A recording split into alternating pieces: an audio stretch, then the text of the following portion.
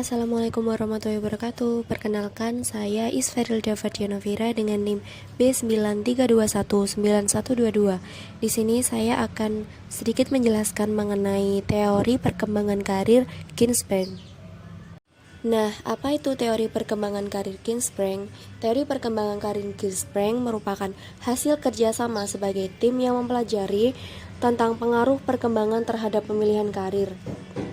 Pada tahun 1951, berdasarkan hasil studi melalui pengamatan dan wawancara dengan sampel, teori Ginsberg tidak menjelaskan pilihan karir dari keseluruhan populasi. Dalam hal ini, mereka yang berasal dari kalangan yang penghasilannya rendah karena anak-anaknya telah mulai bekerja umur 18 tahun bahkan lebih awal karena tekanan keadaan. Dalam membangun teorinya, Ginsberg memiliki pendekatan psikologis atas tugas-tugas perkembangan yang dilalui oleh manusia dari masa ke masa. Nah, selanjutnya ada bagaimana sih proses pemilihan karir Ginsberg? Menurut Ginsberg, Alex Hart, dan Herna 1951, perkembangan dalam pemilihan karir mencakup 3 tahap utama, yaitu fantasi, tentatif, dan realistis. Nah, yang pertama saya akan menjelaskan mengenai masa fantasi. Nah, pada masa ini proses pemilihan pekerjaan bersifat sembarangan atau asal pilih, tanpa didasarkan pertimbangan yang matang mengenai kenyataan yang ada dan berdasarkan pada kesan dan khalayak belaka.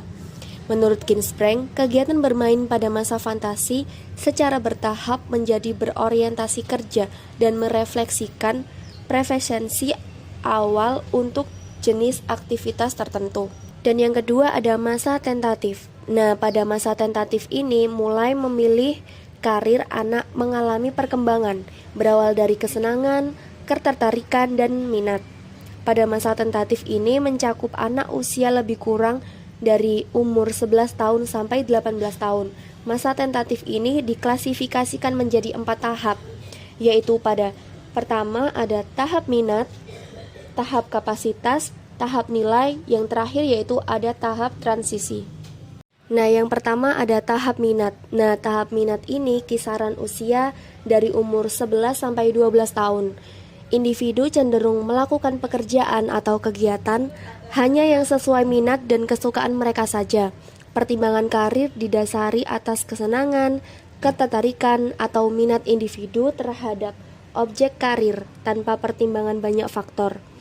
Akan tetapi, setelah menyadari bahwa minat berubah-ubah, maka individu akan menanyakan kepada dirinya tentang kemampuan yang dimilikinya untuk melakukan suatu pekerjaan yang disebut dengan tahap kapasitas.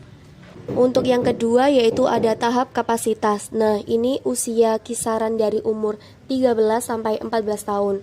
Nah, pada tahap kapasitas ini, individu mulai melakukan pekerjaan atau kegiatan yang didasarkan pada kemampuan masing-masing individu. Orientasi pemilihan pekerjaan ini berbentuk upaya mencocokkan kemampuan yang dimiliki dengan minat dan kesukaannya. Nah, selanjutnya yaitu ada tahap nilai, kisaran umur 15 sampai 16 tahun.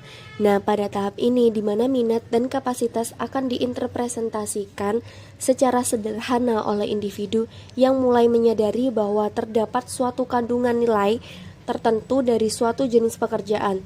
Baik kandungan nilai ini bersifat individu maupun kelompok.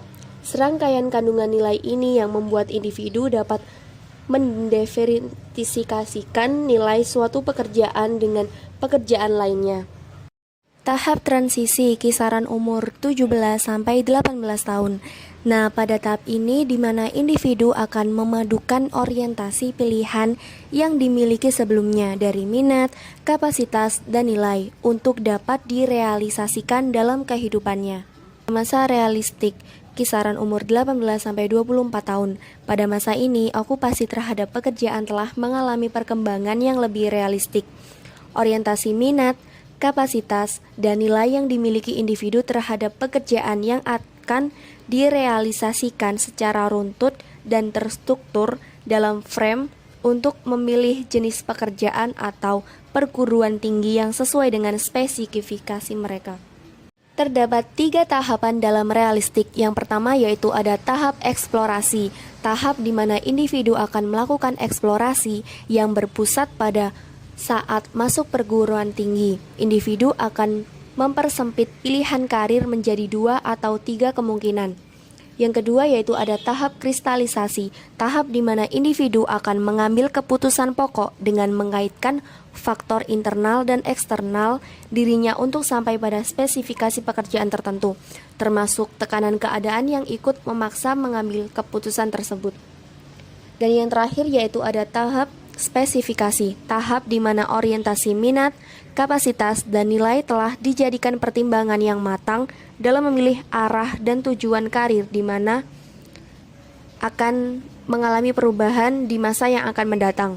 Adapun unsur-unsur teori perkembangan karir Ginsberg, yang pertama yaitu proses, yaitu pilihan terhadap pekerjaan itu merupakan suatu proses. Yang kedua yaitu irreversibilitas, yaitu adanya pembatasan pilihan yang harus dan atau tidak harus bersifat untuk menentukan. Yang ketiga yaitu ada kompromi, yaitu bahwa setiap orang berusaha mencari kecocokan yang paling baik antara minat yang terus mengalami perubahan, tujuan, dan keadaan yang terus berubah. Adapun faktor-faktor pemilihan karir Ginsberg, yang pertama ada realitas, pendidikan, emosi, nilai pribadi. Dan yang terakhir ada implementasi teori perkembangan karir Ginsberg dalam bimbingan konseling Islam di sekolah. Bersumber pada pengorganisasian bimbingan konseling di sekolah sebagai sistem yang memberikan pelayanan bimbingan karir pada siswa terdapat berupa 1. Informasi karir atau pekerjaan, 2. Pengenalan terhadap minat, ketiga, aplikasi konseling karir, keempat, perkembangan karir, dan yang terakhir yaitu ada konseling karir, individu maupun kelompok.